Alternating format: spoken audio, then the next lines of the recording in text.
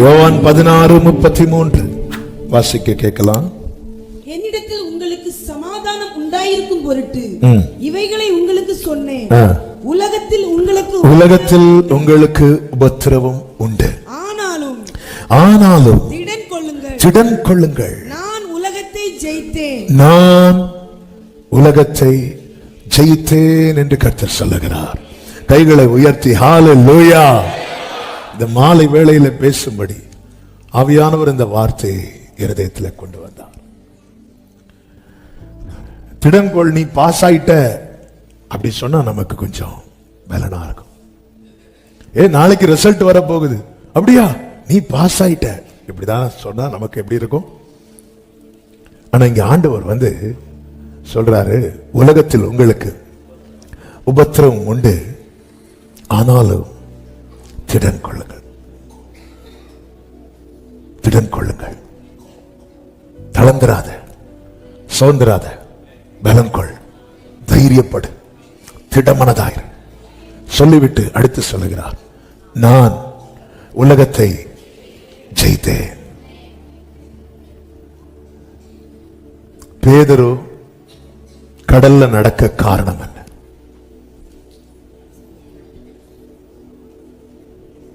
மொத்தம் அரை மணிக்கு தான், அதுக்குள்ள 5 பாயிண்ட் பேசணும். கரெக்ட், எனக்கு அந்த ஆன்சர் வரணும். ஏசப்பா ஸ்தோத்திரம், ஏசப்பா இருந்தாங்க, அது தெரியும். உலகத்தின் முடிவு பரியந்தம் இயேசு. பேதுரு கடல்ல நடக்க காரணம், இயேசு கடல்ல நடந்தார். அப்படின்னா இயேசு நான் உலகத்தை ஜெயித்தேன் என்று சொன்னார் என்றால் நானும் ஜெயிப்பேன். ஹல்லேலூயா. வேதத்தில் தேவன் செய்கிற ஒவ்வொரு காரியத்துக்கு பின்னாக ஒரு தேவ பிள்ளைக்கான அடிச்சுப்பட்டு இருக்கிறது. இந்த வார்த்தை ஆவியானவர் இப்படிதான். இயேசு கடல்ல, ஏன் இயேசு வர்றதுக்கு முன்னாடி பேதுரு இறங்கி கடல்ல நடக்க வேண்டியதானே? இல்ல, இது எப்படி சாத்தியமாச்சு? இயேசு கடல் மேல் நடந்தார், பேதுருவும் நடந்தார். இடையில உள்ள போன, ஆனால் அவர் தூக்கி விட்டு திரும்பவும் தூக்கி அப்படியே போட்ல தூக்கி போடல, 2 பேரும் நடந்துதான் போறாங்க. இயேசு கடல்ல நடந்தார். இயேசு கடல்ல நடந்ததுனால பேதுருவும் நடந்தான் என்றால், இயேசு உலகத்தை ஜெயித்ததுனால என்னையும் ஜெயிக்க வைப்பா. ஆமென் சொல்றவங்க. அதனாலதான் ஆண்டவர் சொல்லி திடன் கொள். அவருடைய ஜெயத்துல எனக்கு ஜெயம் இருக்கிறது, அவருடைய ஜெயத்துல எனக்கு பங்கு இருக்கிறது. பேதுருவினிடத்தில் ஆண்டவர் சொல்லுவார், ஒவ்வொரு சீஷர்களுடைய கால்களை இயேசு கழுவும் போது, பேதுருவினிடத்தில் வரும்போது பேதுரு சொல்லுவார், நீர் என் கால்களை ஒரு காலும் கழுவக்கூடாது. அப்படி சொல்லும் போது உடனே இயேசு சொல்லுவார், நான் உன்னை கழுவாவிட்டால் என்னிடத்தில் உனக்கு என்ன இல்லை, பங்கே இல்லை. அப்ப கழுவப்பட்டவனுக்கு இயேசுவின் இடத்துல பங்கு இருக்கிறது. அந்த பங்கு என்பது அவரோடு கூட சிங்காசனத்தை ஷேர் பண்ற அளவுக்கு உன்னதமானது. ஜெயம் கொள்ளுகிறவனவனோ நான் என் பிதாவின் சிங்காசனத்தில் இருக்கிறது போல அவனும் என்னோடு கூட. அந்த பங்கு என்பது, அந்த போர்ஷன் என்பது அவரோடு கூட அங்க ஷேர் பண்ற அளவுக்கு ஆழமானது. அதான் கழுவப்பட்டவனுக்கு கிடைக்கிற அந்த மேன்மை. அவருடைய ஜெயத்துல நமக்கு ஜெயம் இருக்கு. அந்த ஜெயத்தை சுதந்திரிக்கதான் கர்த்தர் சொல்லுகிறார், திடன் கொள். ஏன்னா உபத்திரம் வரும்போது நாம் தளர்ந்து போவது, சோர்ந்து போவது இயல்பு. வேதம் சொல்லுகிறது, நீதிமொழிகள் 24:10, ஆபத்து காலத்தில் சோர்ந்து போவாயானால் உன் பலன் குறுகினது. என் முன்னாடி வந்து எனக்கு பிடிச்ச ஃபுட் இருக்கு, எனக்கு பிடிச்ச ஃபுட் இருக்கு, அது எனக்குன்னு வைக்கப்பட்டது, நான் சாப்பிடறதுக்குன்னு வைக்கப்பட்டது. எடுத்து சாப்பிட எனக்கு ஸ்ட்ரென்த் இல்லைன்னா அது இருந்து என்னத்துக்கு? எடுத்து சாப்பிட எங்க அப்பா அடிக்கடி ஒரு சம்பவம் சொல்லுவாங்க. கேரளால எங்க அப்பா ஊர் பக்கத்தில் ஒருத்தர் உண்டா, அவருக்கு வந்து நிறைய வாழைத்தோட்டம். அப்ப அந்த கொலையெல்லாம் காய்ச்சி அந்த கொலைகள்லாம் இருக்கிற அந்த நாட்கள் வரும்போது அப்படி கொலையா தூக்கிட்டு வெரைட்டி பழம் இப்படி இருக்கும்போது எல்லாருக்கும் அவர் ஒவ்வொரு இதை பிடிப்பிச்சு கொடுப்பார். அப்ப அவர்கிட்ட நீங்க சாப்பிடுங்க ஐயா. நோ சுகர் தொடக்கூடாதுன்னு சொல்லி இருக்கிறாங்க. யார் சொல்லி இருக்கிறா? நீ அதை காண்பாய், புசிக்க மாட்டாய், தொட முடியல. அப்போ இது என்ன பிளெஸிங்? நமக்குன்னு வைத்திருக்கிற சுதந்திரம், நமக்குன்னு வைத்திருக்கிற ஜெயம், அதை நம்மால அனுபவிக்க முடியவில்லை என்றால் அதனாலதான் ஆண்டவர் சொல்றார், திடன் கொள். எப்படி திடன் கொள்ள? அதை தான் இந்த மாலை வேளையிலே சுருக்கமாக ஒரு 5 காரியத்தை உங்கள் மத்தியிலே சொல்லி நான் ஜெபிக்க விரும்புகிறேன். நாம் திடன் கொள்ள நாம் அறிந்திருக்க வேண்டிய 5 காரியங்கள். இந்த 5 காரியமும் நம் மனசுல ஆழமா இருக்கணும். அதுல முதல் காரியம் என்னவென்றால், நான் உலகத்தான் அல்ல.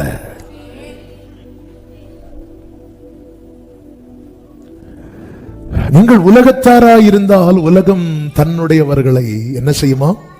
சிநேகிக்கும். உலகோர் பகைத்திட்டாலும் என்னை விட்டார் வெறுத்திட்டாலும் நிந்தைகள் சுமந்திட எனக்கென்றும் கிருபை.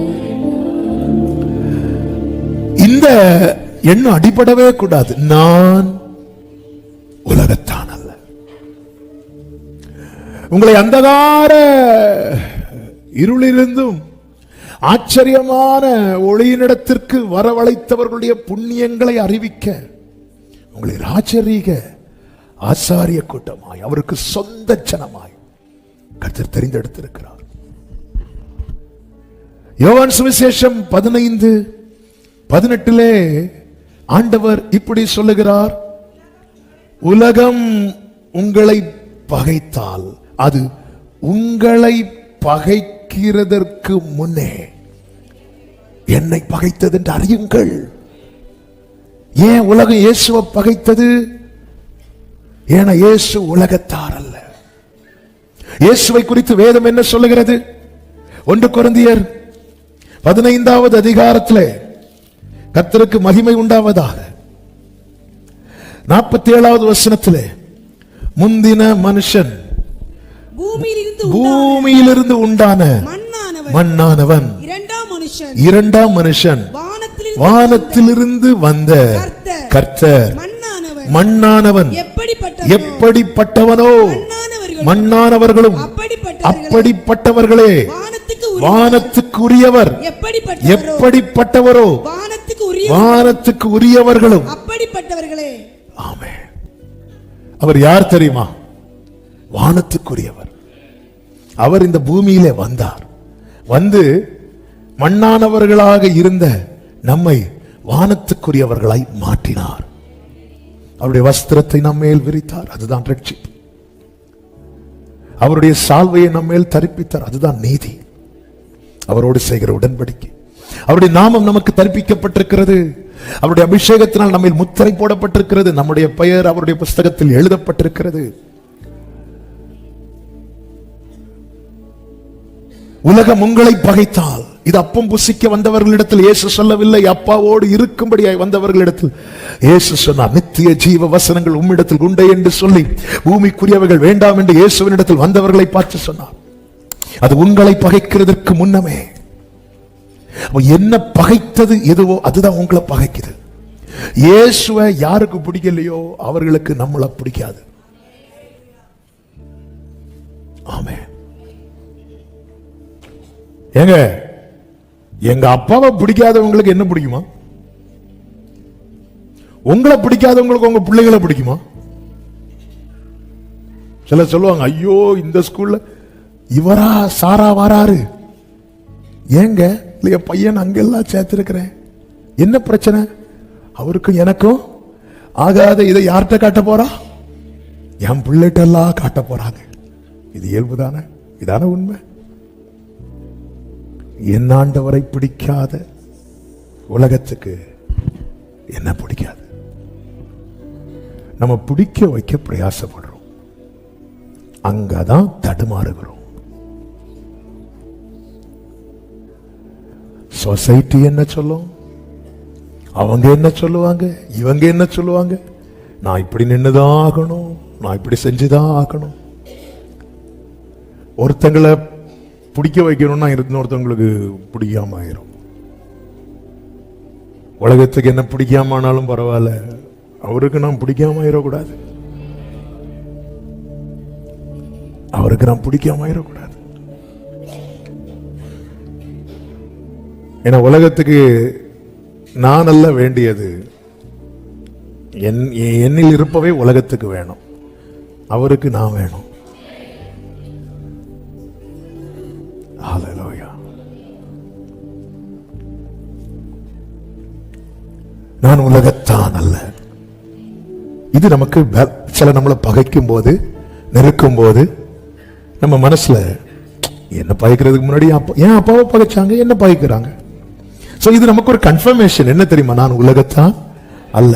நான் சொல்ற லைன்ல இருந்து சொல்லணும். நீங்க உள்ள வேண்டாத வேலையெல்லாம் செஞ்சுட்டு அவங்களுக்கு என்னெல்லாம் காயப்படுத்தணுமோ காயப்படுத்திட்டு வந்திருந்து அவங்க ஏதாவது செய்யும் போது நான் உலகத்தான் அல்லேன்னு சொல்லக்கூடாது. ஆண்டவர் சொல்ல, நீ தான் மொத்த உலகமே பாரு. ஆமே, நான் சொல்றது அவருடைய லைன்ல நின்னுட்டு, அவருக்கென்று நின்னுட்டு. அதே யோவான் 15:19 கர்த்தர் சொல்லுகிறார், நீங்கள் உலகத்தாரா இருந்தால் உலகம் தன்னுடையதை. இன்னைக்கு உங்களை பார்க்கவே பிடிக்க மாட்டேங்குது இல்ல? இதுதானே இந்த வசனத்தினுடைய அர்த்தம். உன்னை பிடிக்கல பேதுரு, உன்னை பிடிக்கல யாருக்குமே. இப்போ நேற்று போட்டு ஃபுல்லா மீன் வச்சிட்டு இருக்கும்போது எல்லாருக்கும் பிடிச்சி, இப்போ என் கூட வரதுனால பிடிக்கல. ஏன்னா நீ உலகத்தாரா இருந்தால் உலகம் ஒண்ணு நேசித்திருக்கும். நீங்கள் உலகத்தாரா இராதபடியினாலும் நான் உங்களை உலகத்திலிருந்து தெரிந்து கொண்டபடியினாலும் உலகம் உங்களை பகைக்கிறது. அங்க கூட ஆண்டவர் எவ்வளவு ஆணித்தரமாய் சொல்லுகிறார், நீங்கள் என்னை தெரிந்து கொள்ளவில்லை, நான் உங்களை எங்கிருந்து தெரிந்தெடுத்தேன் தெரியுமா, இந்த உலகத்திலிருந்து. அதனால உலகத்துக்கு ஒண்ணு பிடிக்க மாட்டேங்குது. உலகத்துக்கு ஒண்ணு பிடிக்கலன்னா புரிஞ்சுக்கோ, பரலோகத்துக்கு ஒன்னதான் பிடிச்சிருக்கு. நல்ல கைகளை தட்டி. இது இயேசு யாரிடத்துல சொல்லுகிறார்? இயேசு யாரிடத்தில் சொல்லுகிறார்? சீஷர்களிடத்தில் சொல்லுகிறார். இங்கிருந்தும் பதிலை நான் எதிர்பார்க்கிறேன். இப்ப சொல்லுங்க. அதாவது கோல் அடிச்ச போஸ்ட்லயே போய் திருப்பி கோல் அடிக்க கூடாது. அடுத்த கொஸ்டினுக்கு நீங்க ஆன்சர் சொல்லணும்.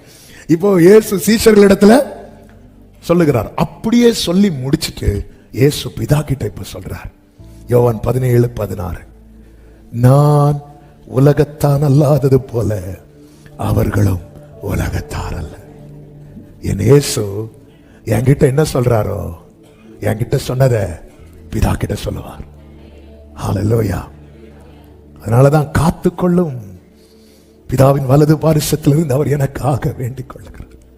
அப்பா, நான் உலகத்தான் அல்லாதது போல. ஆமென். எந்த பிள்ளையுமே இப்படி சொல்ல மாட்டாங்க, எந்த பிள்ளைகளுமே சொல்ல மாட்டாங்க. உங்களுக்கு நான் தானே ஃபர்ஸ்ட், நான் தானே பெஸ்ட், இப்படிதான் சொல்லுவாங்க.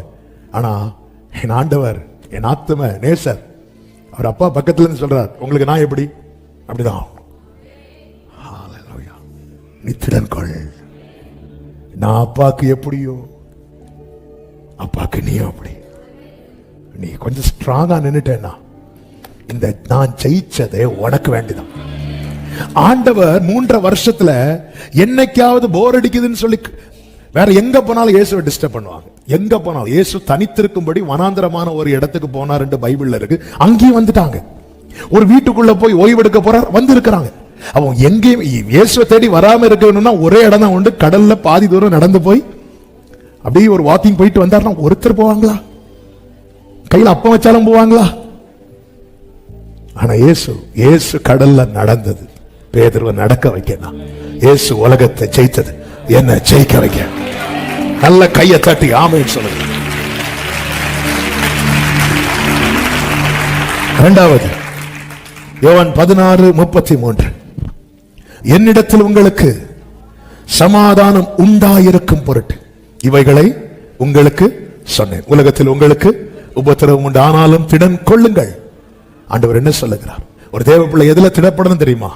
எனக்கு யாரிடத்தில் சமாதானம் உண்டு? சத்தமா சொல்லுங்க. அதன் அர்த்தம் என்ன? நீ தளரும் போது எப்ப வேணாலும் ஓடிவா, என்கிட்ட உனக்கு சமாதானம் உண்டு. நீ தளரும் போது, நீ சோர்ந்திருக்கும் போது யாரையோ தேடாத, யாரையோ தேடாத, உலகத்துல சமாதானத்தை தேடாத, அவரிடத்துல கேளு. ஆண்டவர் சொல்லுகிறார், என்னுடைய சமாதானத்தை உங்களுக்கு வைத்து போகிறேன், உலகம் கொடுக்கிற பிரகாரமாக அல்ல. அதனாலதான் தாவீது சொல்லுகிறான், நான் எப்பொழுதும் வந்து அடையத்தக்க கண்மன். நான் எப்ப வேணாலும் வருவேன், என்ன எப்போ காயப்படுத்துவாங்கன்னே தெரியாது. நான் தூங்கிட்டு இருந்தேன், என்ன தட்டி எழுப்பி காயப்படுத்துவாங்க.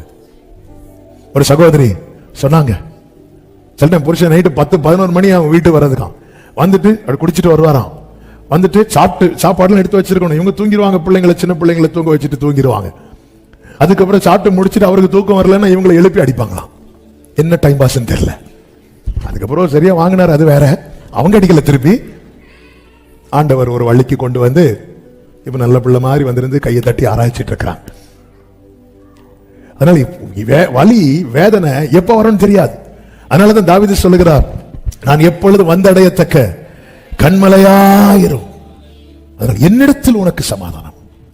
பாரு, நீ தளர்வ, சிலர் செய்யறது, சிலர் உன்னை பகைக்கிறது. நேத்து வர உன்னை தூக்கி கொண்டாடின சொந்தங்கள் நாளைக்கு உன்னை வேண்டாம்னு தூக்கி எறிவாங்க. நீ சோர்ந்துருவ, யார எங்கேயும் ஓடி போயிடாத. என்னிடத்தில் உங்களுக்கு சமாதானம் உண்டு, இயேசுவினிடத்தில் உண்டு. அப்ப எந்த ஒரு சோர்ந்து போகிற தளர்ந்து போகிற காரியம்னாலும் இயேசு கிட்ட போன சால்வாயிரும். இது நம்ம மனசுல இருக்கணும், அப்பதான் திடன் கொள்ள முடியும். மூன்றாவது 16:20 வாசிங்க. மெய்யாகவே மெய்யாகவே நான் உங்களுக்கு சொல்லுகிறேன், நீங்கள் அழுது புலம்புவீர்கள், உலகமோ சந்தோஷப்படும். அப்ப ஒரு காரியம் நல்லா புரியுதா? உலகம் எதுல சந்தோஷப்படுதோ அதுல ஒரு தேவ பிள்ளைக்கு என்ன இல்ல? சந்தோஷம் இல்ல.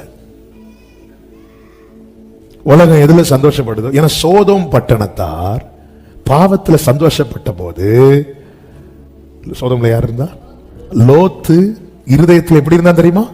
வாதிக்கப்பட்டு கொண்டிருந்தான். உலகத்தானுடைய சந்தோஷம் ஒரு தேவ பிள்ளைக்கு சந்தோஷம் கிடையாது.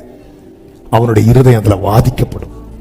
அதான் ஆண்டவர் சொல்லுகிறார், மெய்யாகவே மெய்யாகவே நான் உங்களுக்கு சொல்லுகிறேன், நீங்கள் அழுது புலம்புவீர்கள், உலகமோ சந்தோஷப்படும். பெலிஸ்தியர் கொண்டாடின போது சிம்சோன் அழுது கொண்டிருந்தான். நீங்கள் துக்கப்படுவீர்கள், ஆனாலும், எல்லாரும் சொல்லுங்க, சத்தமா சொல்லுங்க, உங்கள் துக்கம் சந்தோஷமாய் மாறும். ஹல்லேலூயா, ஹல்லேலூயா.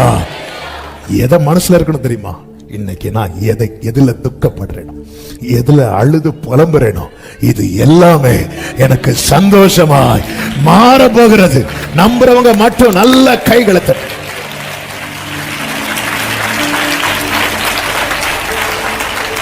ஆனா உலக சந்தோஷம் அப்படி கிடையாது. எத்தனை உலக சந்தோஷங்கள் வேதனையில வலியில முடிந்திருக்கு தெரியுமா? உலக சந்தோஷத்தை பூமியிலே அதிகம் அனுபவித்த ஒரு நபரை சொல்லுங்க. கரெக்ட் தான், சத்தமா சொல்லுங்க. சாலமோன் மாதிரி யாரும் இதுவரை அனுபவிக்கவும் இல்லை, இனி அனுபவிக்க போகிறதும் இல்லை. சந்தோஷத்தினால் நான் உன்னை சோதித்து பார்ப்பேன். இதுவரை யாராவது சந்தோஷத்தினால சோதிச்சிருக்கிறோம்? இல்ல, சங்கடத்தினாலதான். அந்த மனுஷனுக்கு மட்டும் அவருக்கு போர் அடிச்சு சந்தோஷத்தினால் நான் உன்னை என சுற்றிலும் இழைப்பார்கள். ஒரு பிரச்சனை இல்லை. ஒவ்வொரு காரியத்தையும் ஞானி இல்ல சர்ச் பண்ண இறங்குறாரு. ஒரு 1000 பெண்களுக்குள்ள ஒரு ஸ்திரீ இருக்கலான்னு பார்ப்போம். தொடங்கி ஒவ்வொன்னா இறங்கி இறங்கி இறங்கி மொத்தத்தில் இதெல்லாம் மாயையும் மனதுக்கு இதான் உலகம் கொடுக்கிற சந்தோஷம். ஆனா ஞானியாகிய ஐஸ்வர்யவானாகிய சாலமோனால கண்டுபிடிக்க முடியாத சந்தோஷத்தை காடுகளிலும் வனாந்திரத்திலும் குகையிலும் இருந்த அவனுடைய தகப்பன் தாவீது கண்டுபிடித்தான். உமது சமூகத்தில் பரிபூரண ஆனந்தம், உமது வலது பாரிசத்தில் நித்திய பேரின்பம். உலகம் சந்தோஷப்படும் போது நாமளும் அவங்க கூட சேர்ந்துட்டோம்னா நம்ம துக்கப்பட மாட்டோம், நாம அவங்க கூட சந்தோஷப்படுவோம். ஆனா ஆண்டவர் கொடுக்கிற சந்தோஷம் நமக்கு நஷ்டமா? ஆண்டவர் கொடுக்கிற சந்தோஷம் என்பது என்ன? கர்த்தரால் மீட்கப்பட்டவர்கள் ஆனந்த களிப்புடன் பாடி சீயோனுக்கு வருவார்கள். நித்திய மகிழ்ச்சி. இதுதான் நித்திய மகிழ்ச்சி. ஆண்டவர் கொடுக்கிற சந்தோஷத்தை யாருக்கும் பறிக்க முடியாது. அது நித்தியமா இருக்கும். என் புலம்பலை ஆனந்த களிப்பாய் மாற பண்ணுகிறீர். உலகம் கொடுக்கிற சந்தோஷம் இன்னைக்கு இருக்கும், நாளைக்கு இருக்காது. ஆண்டவர் கொடுக்கிற சந்தோஷம் என்னைக்குமே இருக்கும். ஒரு விசை பவுல ரொம்ப காயப்படுத்திடுவாங்க. ஆனாலும் பவுலுக்குள்ள இருக்கிற சந்தோஷம் போகல. அவர்கள் சந்தோஷத்தினாலும், அப்போஸ்தலர் 13 கடைசி 2 வசனத்தை வாசிங்க. அப்போஸ்தலர் இவர்கள் தங்கள் கால்களில் படிந்த தூசி. முந்திரம் 50ல இருந்து வாசிங்க. யூதர்கள் பக்தியும் கனமும் உள்ள ஸ்திரீகளையும் பட்டணத்து முதலாளிகளையும் பவுலையும் பர்னபாவையும் துன்பப்படுத்தும்படி செய்து தங்கள் எல்லைகளுக்கு புறம்பே அவர்களை துரத்தி விட்டார்கள். இவர்கள் தங்கள் கால்களில் படிந்த தூசியை அவர்களுக்கு எதிராக உதறி போட்டு இக்கோனியா பட்டணத்துக்கு போனார்கள். சீஷர்கள் சந்தோஷத்தினாலும் பரிசுத்த ஆவியினாலும் நிரப்பப்பட்டார்கள். அவ்வளவு ஒரு இடத்துக்கு போறாங்க, வேதனைப்படுத்தி அனுப்புறாங்க.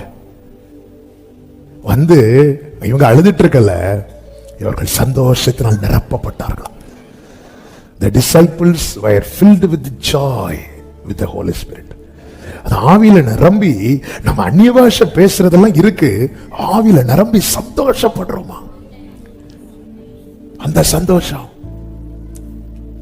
அது படுறோமா? ஆவியில நிரம்பி அப்போஸ்தலர் 2ல அந்நிய பாஷை பேசுறாங்க, இங்க சந்தோஷப்படுறாங்க. கர்த்தருக்குள் மகிழ்ச்சியா இருப்பதே உங்கள் பலன். அப்ப ஒரு தேவ பிள்ளை எதில திடன் கொள்ளணும்னா, இன்னைக்கு நான் சந்திக்கிற வேதனை நிரந்தரம் கிடையாது. இந்த வேதனைக்கு பின்பதாக என் தேவன் தருகிற சந்தோஷம் நிரந்தரம். இந்த கண்ணீர் நிரந்தரம் கிடையாது, இந்த துக்கம் நிரந்தரம் கிடையாது, இந்த புலம்பல் நிரந்தரம் கிடையாது. எத்தனை பேர் ஆமென் சொல்லுவீங்க? உங்கள் துக்கம் சந்தோஷமா. அபிஷேகம் பெற்ற தேவ பிள்ளைங்க இத கேளுங்க. அப்போஸ்தலர் 13:52 கேளுங்க. எப்ப கேட்டாங்க தெரியும்? எப்ப நடந்துச்சு தெரியுமா? துன்பப்படுத்தப்பட்டு வந்தார்கள். நன்மைக்காக அவங்க கிட்ட போறாங்க. அவங்க எல்லாரும் என்ன பண்றாங்க பாருங்க. 50வது வசனம், யூதர்களில் கனமுள்ளவர்கள், பக்தியுள்ள கனமுள்ள ஸ்திரீகளை, பட்டணத்து முதலாளிகளை. என்ன வேடுங்க? சில இடத்துல பார்த்திருக்கீங்களா? ஆளை பார்த்து பேசுவாங்க, சிலரை தொடமாட்டாங்க. அவங்களுக்கெல்லாம் கும்பிட்டு போட்டு இந்த பவுலையும் பர்னபாவையும் போட்டு அடின்னு அடிக்கிற. அடின்னா வார்த்தையில துன்பப்படுத்தும்படி செய்துட்டு சிலரெல்லாம் தொடமாட்டாங்க. அவங்கள பத்தி விளையாட்டு கூட பேச மாட்டாங்க.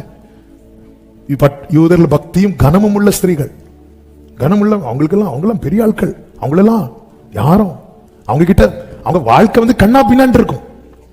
வாழ்க்கை நல்லாவே இருக்காது, அவ்வளவு மோசம். ஆனா தொட மாட்டாங்க, ஏன்னா அவங்க எல்லாம்.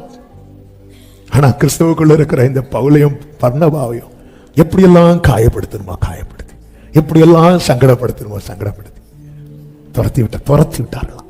இவங்க வந்திருந்த அழுவாங்கன்னு சாத்தான் பார்த்துட்டு இருந்தான். இவங்க வந்ததும் அவங்க எதால நிரப்பப்பட்டாங்க தெரியுமா? சந்தோஷத்தால. உலகம் உன்னை துன்பப்படுத்தும் போது உன்னை நிரப்புகிற சந்தோஷம் பரலோகத்திலிருந்து வரும். உன்னை நிரப்புகிற. எல்லாரும் வலது கரத்தை உயர்த்தி இந்த வார்த்தையை விசுவாசத்தோட அறிக்கை செய்யணும்.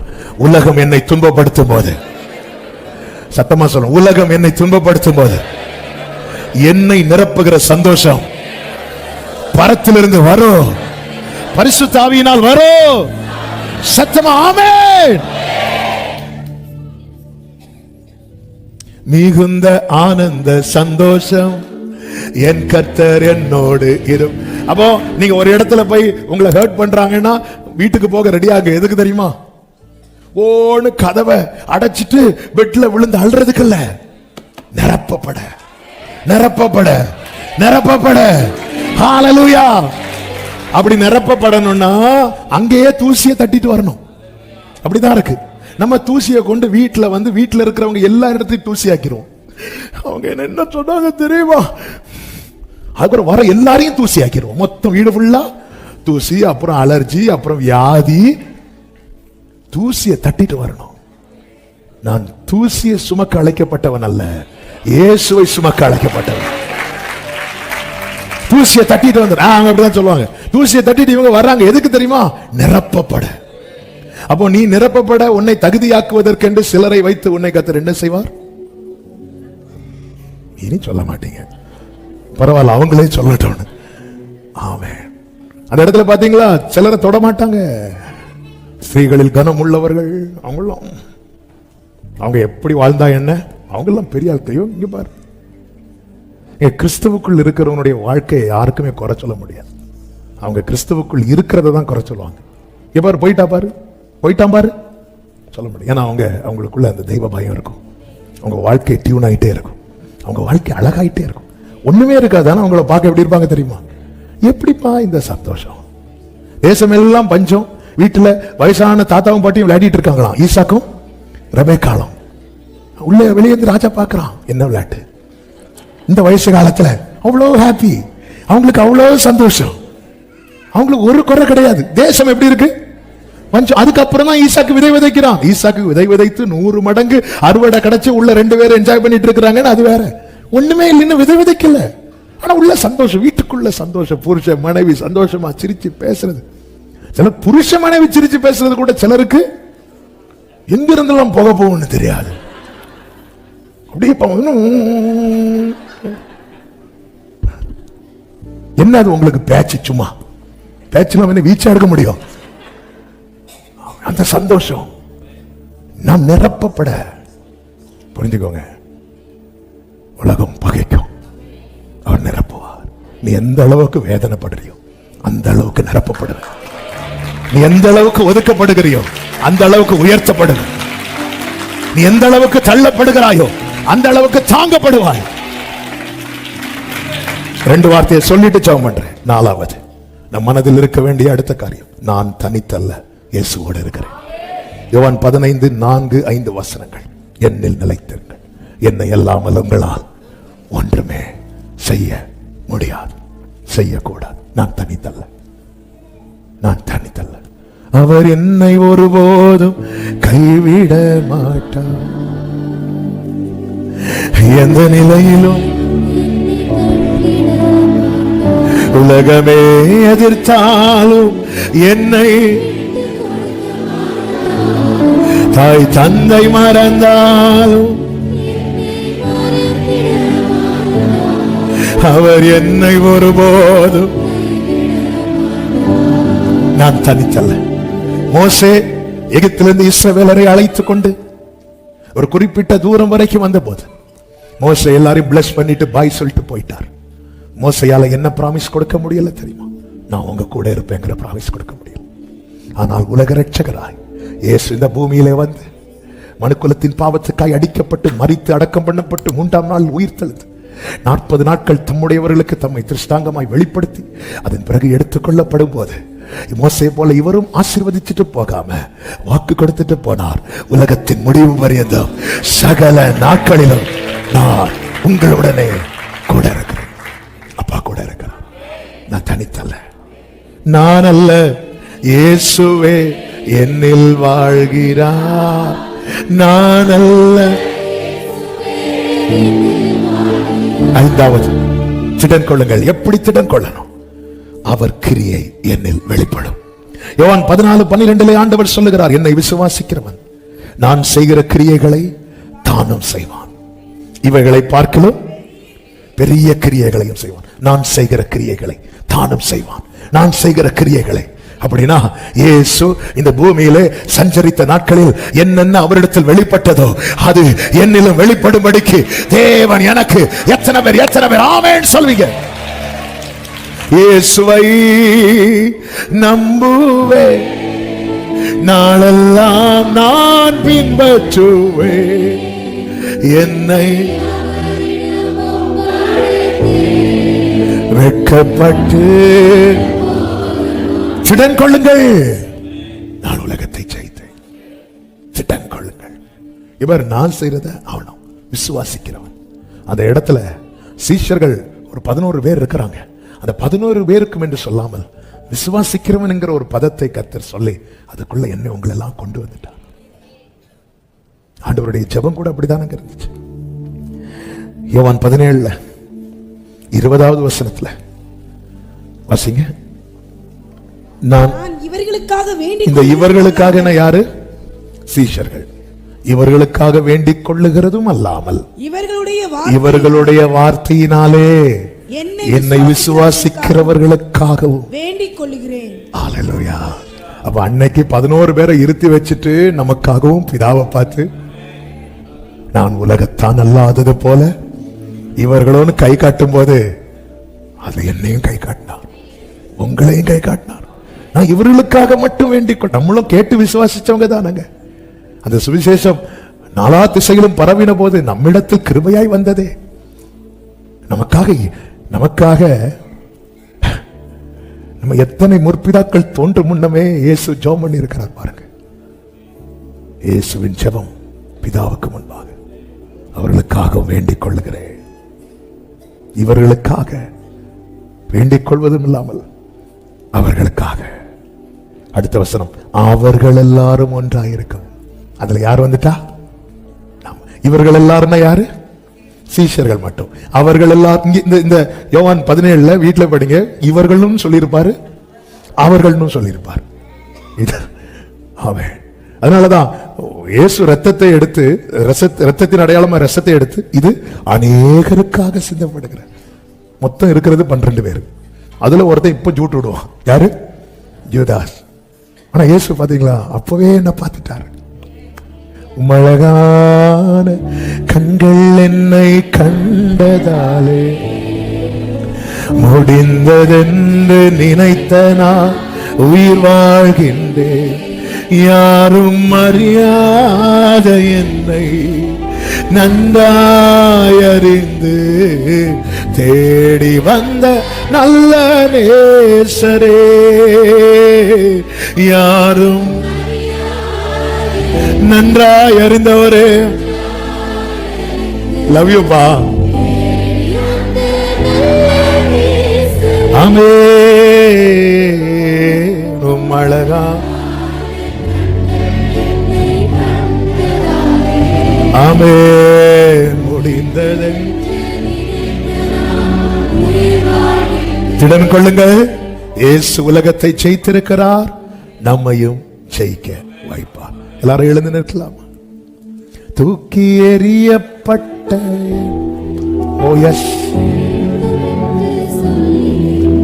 சேர்த்து கொண்ட ஆமென். தூக்கி வேண்டும் என்று சேர்த்து கொண்டவரே. எத்தனை பேர் மனதார ஆண்டவருக்கு தேங்க் பண்ண போறீங்க? ஆண்டவரே, என்னை உலகத்திலிருந்து தெரிந்தெடுத்ததற்காக ஸ்தோத்திரம். அப்படி சொல்றவங்க உங்க வலது கரத்தை உயர்த்தி, உங்க இடது கரத்தை இருதயத்தில் வைத்து, ஆண்டவரே, எத்தனையோ பேர் அப்பா, பேதுரு, யோவான், யாக்கோபு, அந்திரேயா, பவுல் என பெரிய லெஜண்ட்ஸ் இருக்கிற வரிசையில எதற்குமே உதவாய் தெரிந்தெடுத்தீரே இயேசுவின். எஸ், நான் உலகத்தான் அல்ல. உலகம் என்ன பகைக்குது? பகைக்கட்டும், உன்னதனை நேசிக்கிறான். இப்ப எல்லாரும் சொல்லுங்க, நான் அவருக்கு பிரியமானவர். பிரியமானவர். நல்ல கைகளை தட்டி ஆமென் என்று சொல்லுங்க. ஆமென். ஆமென். நல்ல தகப்பனை, இரக்கமுள்ள தேவனை, நன்றி. உம்முடைய திவ்ய பிரசன்னத்துக்காய் ஸ்தோத்திரம். இதனால உங்க சமூகத்தில் எங்களை கொண்டு வந்து பாட, துதிக்க, ஆராதிக்க வைத்து, ஜெபிக்க வைத்து எங்களோடு பேசினீர், திடப்படுத்தினீர். தளர்ந்திருந்தோம், சில காரியங்கள் மீதும் தட்டி எழுப்பிட்டீங்கப்பா. நீங்க ஜெயிச்சிட்டீங்க, எங்களை ஜெயிக்க வைக்க போறீங்க. அதற்காக ஸ்தோத்திரம். ஒவ்வொருவர் மேலும் ஒரு கொடி ஏற்றப்படுவதாக. தேவ சமாதானம், கிருபை ஒவ்வொருவரையும் ஆட்கொள்வதாக. மகிமை, கனம், துதி, ஸ்தோத்திரம் அனைத்தும் ஒருவருக்கே செலுத்துகிறோம். இரட்சகர் இயேசு கிறிஸ்துவின் நாமத்தில் பிதாவே, ஆமென். சேர்ந்து சத்தமாய் சொல்லுவோம். என் ஆத்துமாவே, என் முழு உள்ளமே பரிசுத்த நாமத்தில், என் ஆத்துமாவே கர்த்தரை ஸ்தோத்திரம். கர்த்தர் செய்த சகல உபகாரங்களை மறவாதே. ஆமென். ஹல்லேலூயா.